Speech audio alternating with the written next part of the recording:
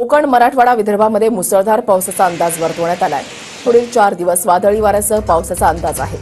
बंगालच्या उपसागरामध्ये कमी दाबाचं क्षेत्र तयार झाल्यामुळे मुसळधार पावसाची शक्यता वर्तवण्यात आली. शेतकरी बांधवांनो, एक अत्यंत महत्त्वाची आणि काळजाचा ठोका चुकवणारी बातमी आत्ताच समोर आली आहे. पुढचे काही तास महाराष्ट्रासाठी नुसते धोक्याचे नाहीत तर अत्यंत निर्णायक ठरणार आहेत. तुम्ही अगदी बरोबर ऐकत आहात. अरबी समुद्रात अचानक निर्माण झालेल्या एका भयंकर कमी दाबाच्या पट्ट्यामुळे गेल्या 20 वर्षातील सर्वात मोठे चक्रीवादळ आता थेट आपल्या महाराष्ट्राच्या दिशेने वेगाने सरकत आहे. हवामान खात्याने तर स्पष्टच सांगितले आहे की राज्यामधील तब्बल 15 जिल्ह्यांमध्ये मुसळधार नव्हे तर अतिमुसळधार आणि ढगफुटी सदृश्य पावसाचा कहर पाहायला मिळणार आहे. त्यामुळे हा व्हिडिओ शेवटपर्यंत नक्की ऐका, कारण या 15 जिल्ह्यांमध्ये तुमच्या जिल्ह्याचे नाव आहे का आणि तुमचे पीक कसे वाचवायचे याची अत्यंत महत्त्वाची माहिती आपण सविस्तर पाहणार आहोत. मित्रांनो, हवामान विभाग आणि ज्येष्ठ हवामान तज्ज्ञ पंजाबराव डक यांच्यासह 6 वेगवेगळ्या हवामान अभ्यास संस्थांनी दिलेल्या माहितीनुसार आता एक गोष्ट 100% स्पष्ट झाली आहे. बंगालचा उपसागर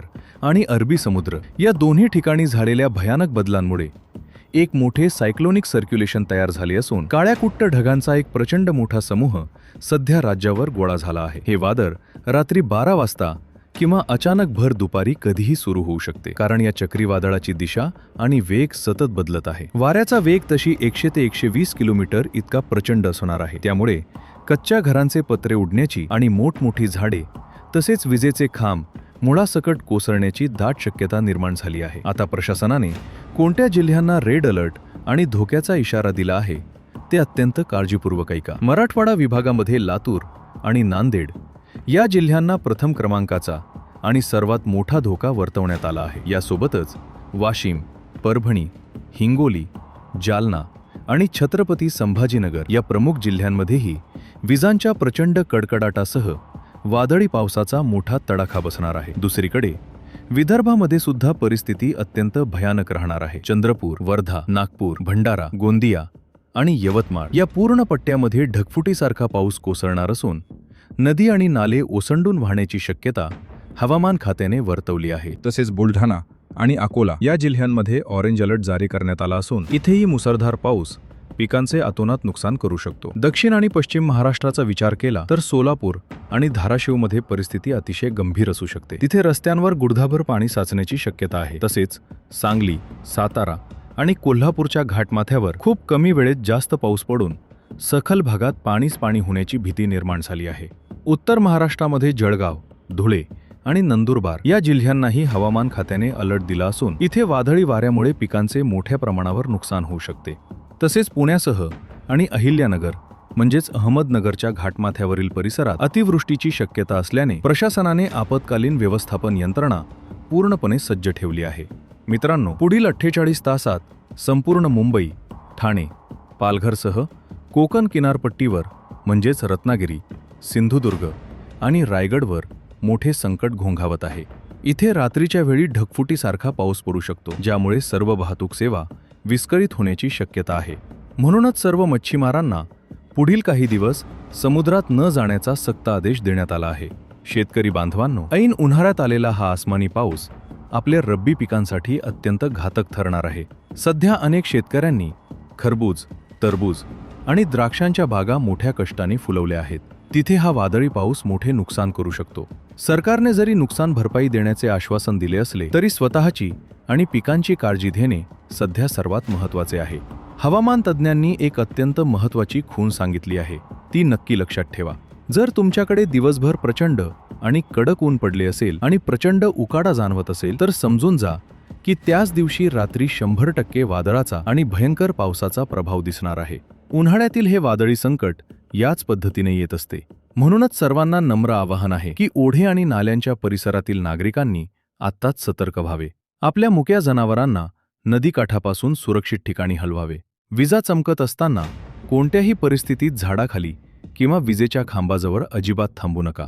शेतकरी बांधवांनो, हा धोका फक्त इथेच थांबत नाही. तुम्ही जर असा विचार करत असाल की हे वादळ फक्त थोडा वेळ राहील आणि निघून जाईल तर तुम्ही खूप मोठ्या गैरसमजात आहात. हवामान खात्याच्या ताज्या सॅटेलाइट इमेजेस आणि रडार सिस्टीमच्या माध्यमातून जे चित्र आता समोर येत आहे ते खरोखरच काळजाचा ठोका चुकवणारे आहे. अरबी समुद्र आणि बंगालचा उपसागर या दोन्ही महासागरांच्या बाजूने अतिशय बाष्पयुक्त वारे प्रचंड वेगाने महाराष्ट्राच्या दिशेने खेचले जात आहेत. जेव्हा हे दोन्ही वारे राज्याच्या मध्यभागी एकत्र धडकतील तेव्हा त्याचे रूपांतर एका भयंकर महाकाय चक्रीवादळात होणार आहे. याच कारणामुळे राज्यात पुढील 72 ते 96 तास अतिशय दहशतीचे आणि भीतीचे वातावरण राहण्याची दाट शक्यता निर्माण झाली आहे. आजपर्यंत आपण फक्त पावसाळ्यामध्ये अशी परिस्थिती पाहिली होती, पण आता भर उन्हाळ्यामध्ये निसर्गाचा हा रौद्र अवतार आपल्याला पाहायला मिळत आहे. हे आसमानी संकट एवढे मोठे आहे की यामुळे शेतीचे, घरांचे आणि सार्वजनिक मालमत्तेचे न भरून येणारे नुकसान होऊ शकते. सर्वात मोठा फटका आपल्या बळीराजाला म्हणजेच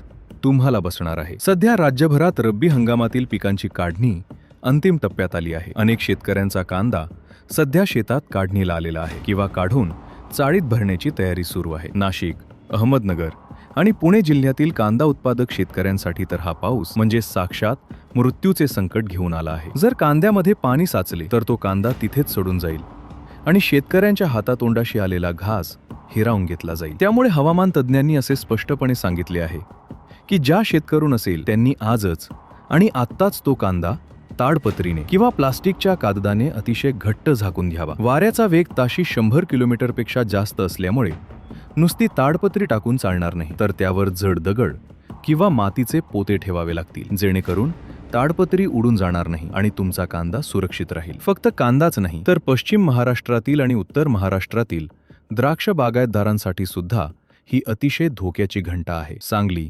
तासगाव, नाशिक आणि बारामती पट्ट्यामध्ये सध्या द्राक्षांची काढणी आणि त्यापासून बेदाणा तयार करण्याची प्रक्रिया अतिशय वेगात सुरू आहे. हजारो टन द्राक्षे सध्या शेडवर वाळत घातलेली आहेत. जर या भयंकर वादळी पावसात ही द्राक्षे भिजली तर कोट्यवधी रुपयांचे नुकसान एका रात्रीत होऊ शकते. त्यामुळे सर्व बेदाणा उत्पादक आणि द्राक्ष बागायतदारांनी वेळीच सावध होऊन आपल्या मालाची सुरक्षित जागी साठवणूक करणे अत्यंत गरजेचे बनले आहे. खानदेशातील जळगाव, धुळे आणि नंदुरबार भागातील केळी आणि पपई उत्पादक शेतकऱ्यांनी तर सर्वाधिक काळजी घेणे आवश्यक आहे. कारण जेव्हा तशी 100 किलोमीटर वेगाने वारे वाहतील तेव्हा केळीच्या बागा अक्षरशः भुईसपाट होऊ शकतात. त्यामुळे बागेच्या आजूबाजूला योग्य तो आधार देणे आणि पाण्याचा निचरा होण्याची सोय करणे आता खूप महत्त्वाचे झाले आहे. मराठवाडा आणि विदर्भातील स्थिती तर याहूनही गंभीर होणार असल्याचे हवामान खात्याने सांगितले आहे. जालना, औरंगाबाद म्हणजे छत्रपती संभाजीनगर तसेच अमरावती आणि नागपूर पट्ट्यामध्ये मोसंबी आणि संत्रा बागांचे प्रचंड मोठे जाळे आहे. या वादळी वाऱ्यामुळे आणि विजांच्या कडकडाटामुळे झाडांवरील फळे गळून पडण्याची आणि झाडांच्या फांद्या तुटून पडण्याची दाट भीती व्यक्त केली जात आहे. हरभरा आणि गव्हाची सोमणी ज्या शेतकऱ्यांची बाकी आहे त्यांनी ती युद्ध पातळीवर पूर्ण करून घ्यावी. मळणी केलेले धान्य उघड्यावर अजिबात ठेवू नका. ते लवकरात लवकर गोदामात किंवा घरात सुरक्षित ठिकाणी हलवा. कारण ढगफुटी सदृश्य पाऊस जेव्हा सुरू होईल तेव्हा तुम्हाला तुमचा माल वाचवायला 1 सेकंदाचाही वेळ मिळणार नाही. अचानक एवढे पाणी शेतात साचेल की सर्व पीक आणि धान्य त्या पाण्यासोबत वाहून जाण्याची शक्यता आहे. कोकण किनारपट्टीवरील रत्नागिरी, सिंधुदुर्ग आणि रायगड जिल्ह्यातील आंबा आणि काजू बागायतदारांवर सुद्धा या अस्मानी संकटाची मोठी कुऱ्हाड कोसळणार आहे. सध्या हापूस आंब्याचा हंगाम सुरू झाला असून झाडांवर मोठ्या प्रमाणावर कैऱ्या आणि आंबे लगडलेले आहेत. जर या वादळाचा तडाखा कोकण किनारपट्टीला बसला तर आंबा गळून पडेल आणि फळबागांचे कधीही न भरून येणारे नुकसान होईल. यासोबतच किनारपट्टीवर समुद्राच्या लाटा अतिशय उंच उसळणार असल्याने मच्छीमारांच्या बोटी आणि जाळ्यांचे मोठे नुकसान होऊ शकते. म्हणूनच सरकारने प्रशासनाला स्पष्ट आदेश दिले आहेत की किनारी भागातील गावांमध्ये तातडीने धोक्याचा इशारा देण्यात यावा आणि गरज पडल्यास नागरिकांना सुरक्षित स्थळी हलवण्यासाठी बचाव पथके म्हणजेच NDRFच्या टीम सज्ज ठेवाव्यात. शेतकरी बांधवांनो, पिकांसोबतच आपल्या मुक्या जनावरांची काळजी घेणे ही आपली सर्वात मोठी जबाबदारी आहे. या वादळी पावसात सर्वाधिक मृत्यू हे वीज पडून होत असतात. त्यामुळे कोणत्याही परिस्थितीत तुमची गाय, म्हैस, बैल किंवा शेळ्या उघड्यावर बांधून ठेवू नका.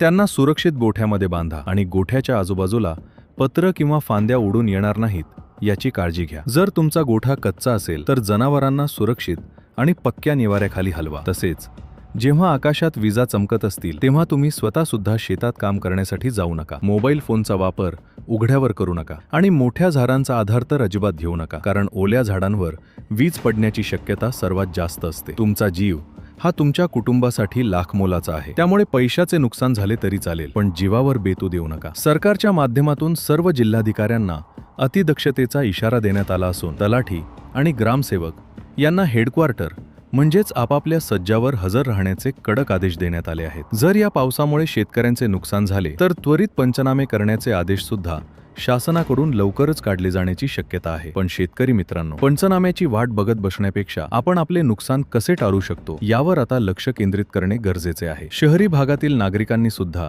या काळात विनाकारण घराबाहेर पडणे टाळावे. मुंबई, पुणे, नागपूर आणि नाशिक सारख्या मोठ्या शहरांमध्ये सखल भागात पाणी साचून ट्रॅफिक जॅम होण्याची आणि वीज पुरवठा खंडित होण्याची मोठी शक्यता आहे. त्यामुळे घरात पिण्याचे पाणी आणि अत्यावश्यक वस्तूंचा साठा करून ठेवणे शहाणपणाचे ठरेल. तर मित्रांनो, हे होते हवामान खात्याचे आत्तापर्यंतचे सर्वात मोठे आणि भयंकर अपडेट. निसर्गाच्या या प्रकोपापुढे आपले काहीही चालत नाही, पण योग्य वेळी योग्य ती काळजी घेतली तर आपण नक्कीच आपले मोठे नुकसान टाळू शकतो. मी तुम्हाला हात जोडून विनंती करतो की हा व्हिडिओ तुमच्या गावातील प्रत्येक शेतकऱ्यापर्यंत, प्रत्येक व्हॉट्सअप ग्रुपवर आणि तुमच्या नातेवाईकांना आत्ताच शेअर करा, जेणेकरून त्यांनाही या भयंकर वादळाची पूर्वकल्पना मिळेल आणि ते वेळेत स्वतःची आणि आपल्या पिकांची काळजी घेऊ शकतील. परिस्थिती अतिशय गंभीर आहे, त्यामुळे एकमेकांना मदत करा आणि सुरक्षित राहा. हवामानातील कोणताही नवीन बदल किंवा सरकारी आदेश आल्यास मी लगेच नवीन व्हिडिओच्या माध्यमातून तुमच्यापर्यंत ती माहिती पोहोचवण्याचं काम करेल. त्यासाठी आपल्या चॅनलला सबस्क्राईब करायला अजिबात विसरू नका आणि शेजारची घंटी नक्की दाबा, म्हणजे व्हिडिओ टाकला